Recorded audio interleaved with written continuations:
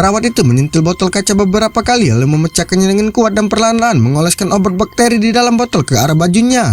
Untuk menghindari kecurigaan, ia terus meniup untuk mempercepat pengeringan obat ke arah baju, lalu mengembalikan pakaian ke posisi semula dan membungkus botol kosong dan pecahan kacanya dengan kertas untuk membawanya pergi. Tanpa meninggalkan jejak, perawat itu ingin menggunakan alergi obat untuk menciptakan kecelakaan untuk membunuh kolonel yang menjalani kehidupan sederhana. Kolonel itu berada di rumah sakit untuk perawatan karena cedera leher. Ketika perawat memeriksa catatan medis, ia menemukan bahwa kolonel itu memiliki pengalaman alergi obat. Melalui percakapan mereka, perawat itu mengetahui bahwa kolonel akan menghadiri konferensi pers 2 hari. Untuk menghadiri pertemuan itu, kolonel itu juga secara khusus mencari jas di toko pakaian terdekat. Perawat itu menghubungkan semua informasi ini dan ia langsung memikirkan rencana untuk membunuh sang kolonel dengan menggunakan obat itu. Diam-diam ia senang, namun obat alergi paling penting tidak tersedia di pasaran. Obat itu tidak hanya dikontrol secara ketat tapi juga lebih mahal daripada emas. Ketika pacarnya mengetahui bahwa wanita itu khawatir tentang menemukan obat itu untuk mengobati rekannya, ia segera menghabiskan banyak uang untuk meminta temannya membeli beberapa obat dari tempat produksi. Wanita itu sangat senang. Diam-diam ia menyimpan 2 obat itu dan memberikan sisanya kepada rekannya untuk perawatan.